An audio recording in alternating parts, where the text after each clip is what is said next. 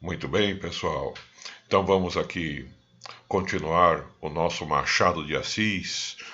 Vamos falar um pouquinho mais sobre esse livro, o Quincas Borba, o livro, né? Porque tem o personagem, você sabe. Então vamos falar um pouquinho mais sobre o Quincas Borba. Em algumas aulas anteriores, em alguns vídeos anteriores, eu já tinha colocado até alguns trechos do livro, a gente já viu alguma coisa quando estudamos as características gerais do Machado de Assis, né? Vamos falar um pouquinho agora, bem resumido mesmo, aqui do enredo desse livro. Acho que muita gente até já conhece a história, ela é muito famosa, mas vamos deixar aqui, né, no resumo, aqui no vídeo, algumas informações importantes. Muito bem. A história começa, na verdade, em Barbacena. A imagem aí que vocês estão vendo é da cidade de Barbacena, fica ali, né, no, no sul de Minas, ali pro lado do Rio de Janeiro, né, no limite ali com o Rio de Janeiro. Havia ali uma linha de trem, né, que unia ali, né, o Rio e Minas Gerais, tá bom? Então tem uma ligação com o Rio de Janeiro no século XIX, a cidade de Barbacena. Pois bem, é a cidade onde aparece o personagem Quincas Borba. O Quincas Borba, você sabe que é o Quincas Borba do livro do Memórias Póstumas de Brás Cubas, aquele amigo do Brás Cubas que criou o humanitismo. Falamos recentemente sobre o humanitismo, não é? Você se lembra disso, não é? E você também talvez se lembre que no Memórias Póstumas de Brás Cubas, o Quincas Borba ele morre louco. Pois é esse o gancho, tá? Quincas Borba tem ali, né, uma propriedade em Barbacena e ali ele vai viver ali a sua loucura, os seus delírios. E aí que acontece também o contato com o protagonista do livro. Quincas Borba não é o protagonista. O protagonista é Rubião.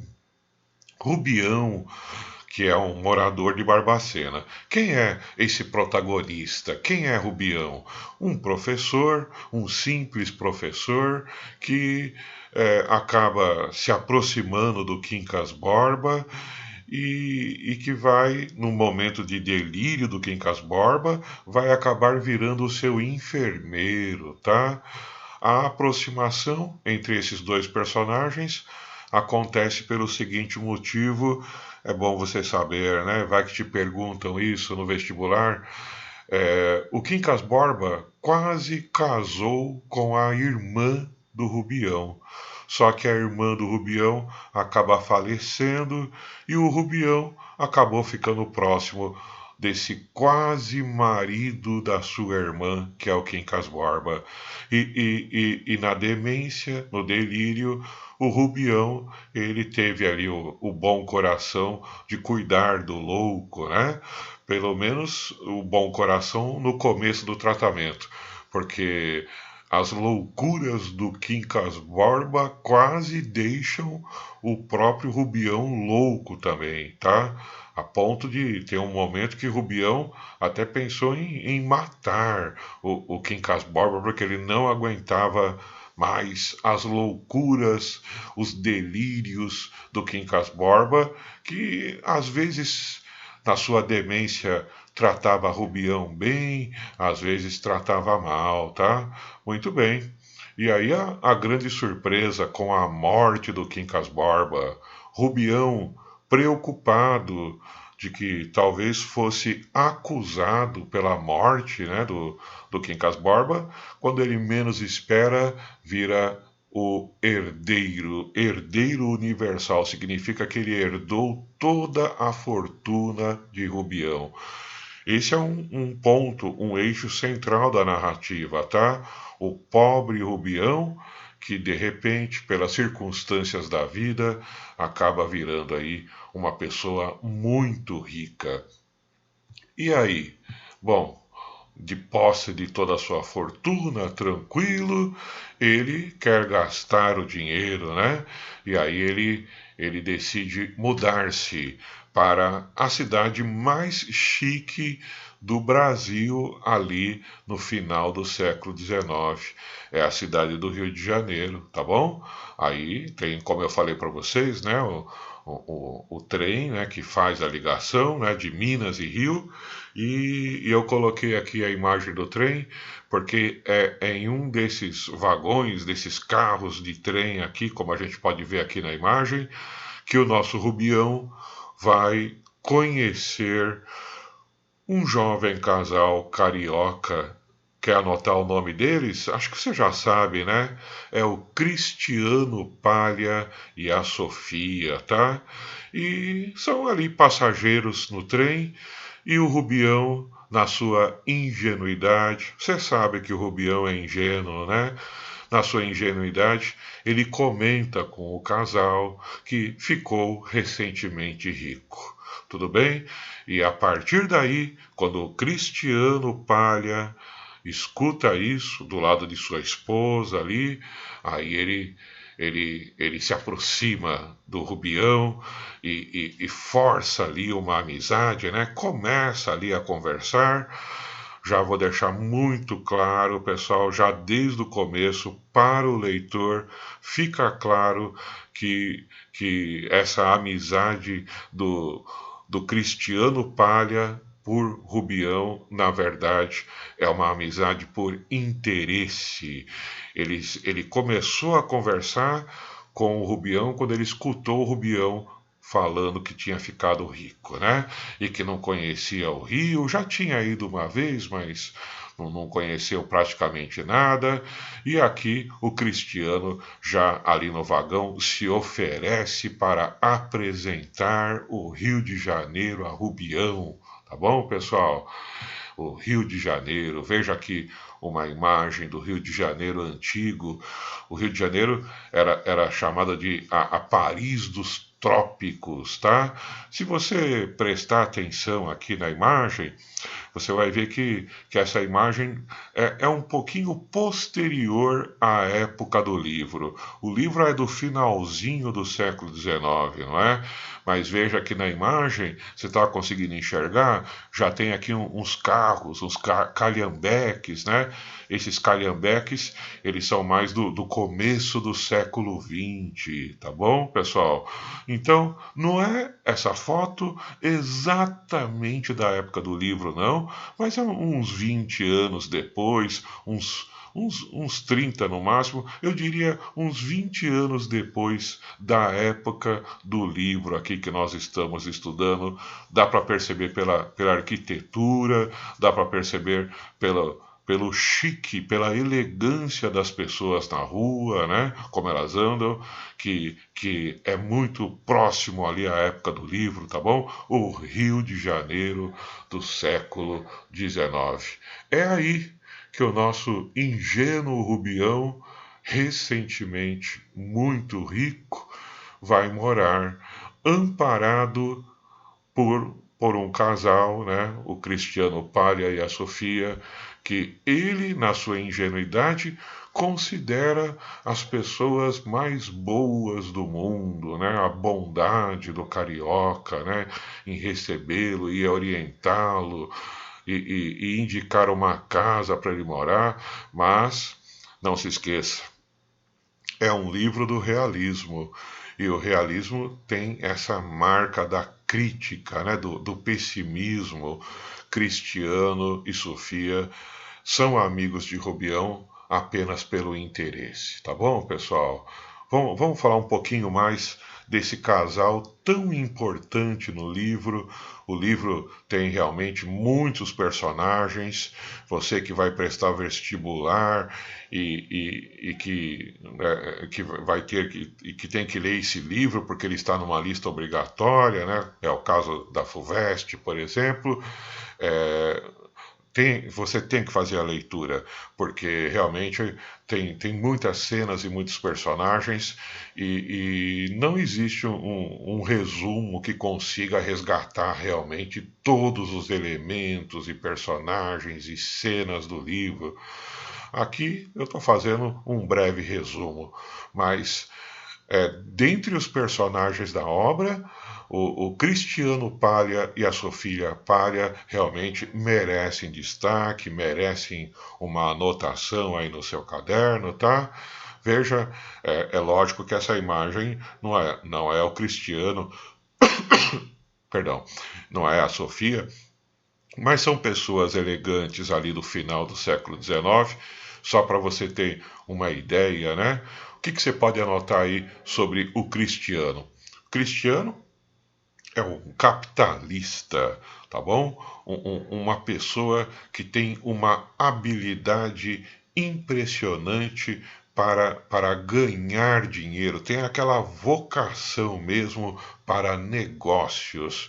E em termos morais, digamos que ele não tem muito problema não digamos, desviar-se da moral aí mais, digamos, adequada, né?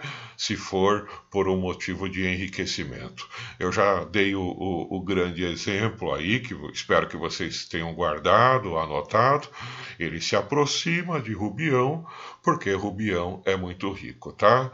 E entre uma das suas características psicológicas que mais chamam a atenção, um personagem machadiano com as suas minúcias psicológicas. Qual é essa minúcia psicológica do personagem Cristiano?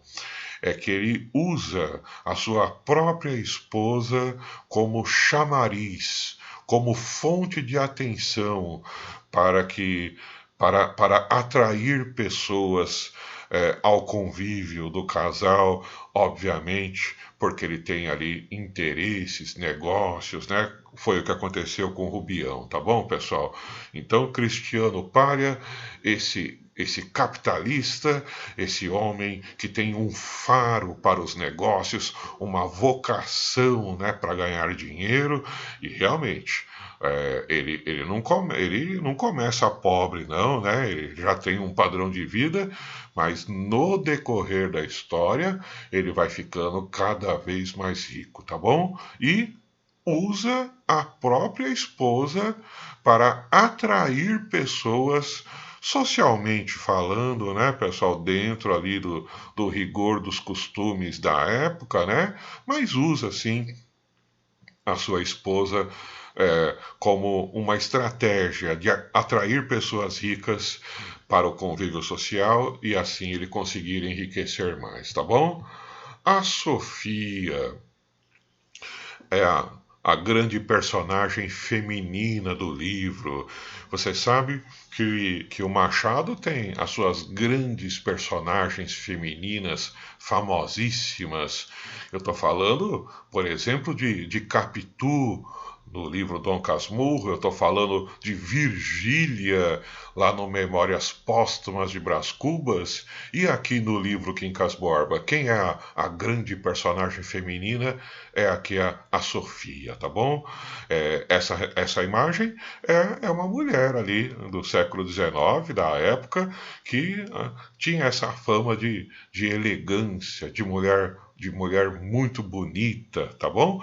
E aí eu estou colocando aí para você associar com essa imagem da beleza de Sofia. Sofia, ela não, talvez conscientemente, talvez levada pelo marido, é como se fosse ali um objeto, uma joia que é exposta à sociedade. Tá?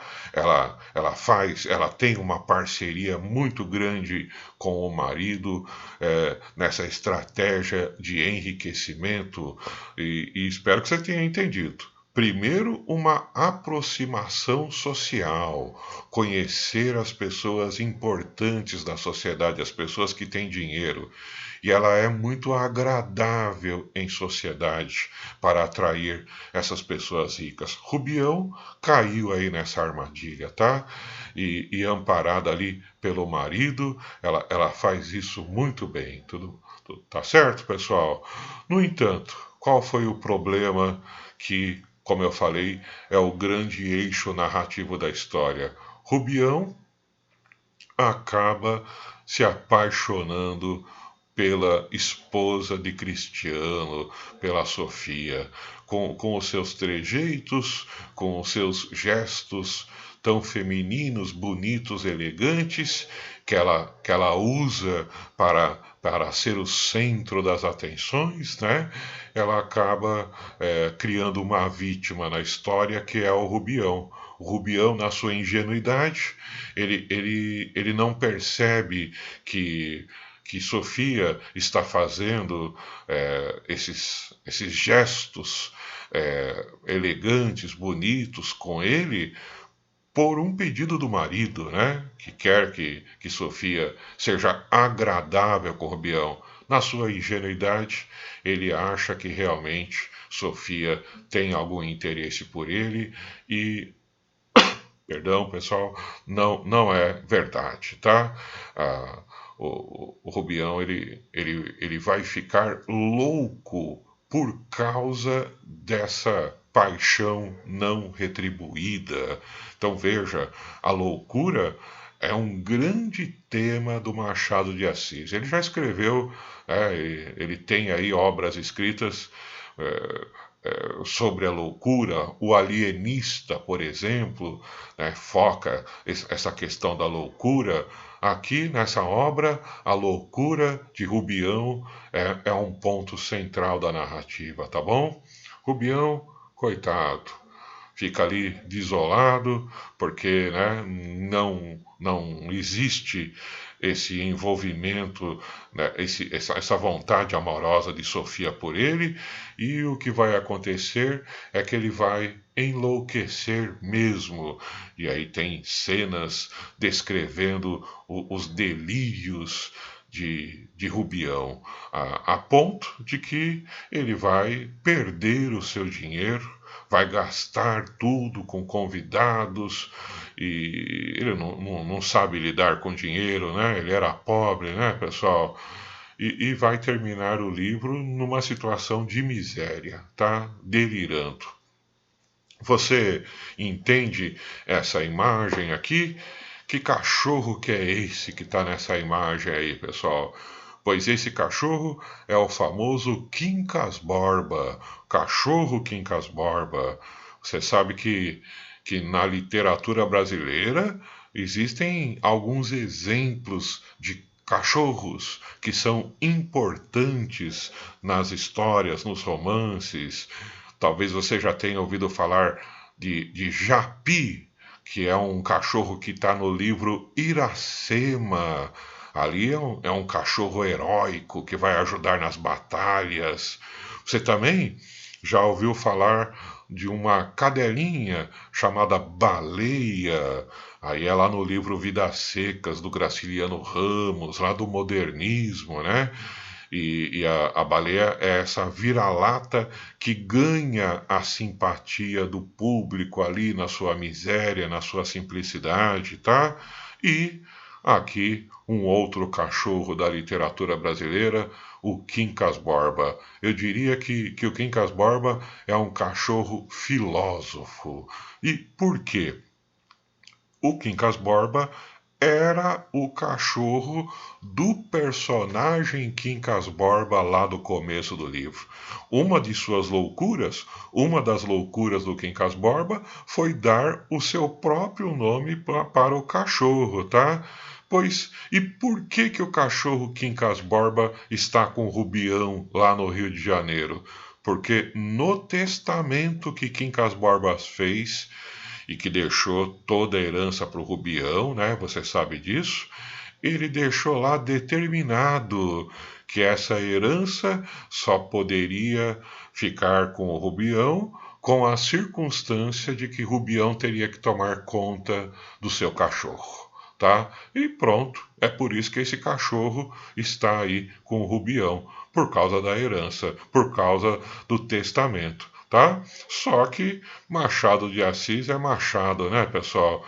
Esse cachorro ele vai ganhando uma importância e quando o Rubião está ali num momento grande de loucura, ele considera que o cachorro é o seu antigo amigo Quincas Borba, como se o filósofo Quincas Borba tivesse incorporado no cachorro.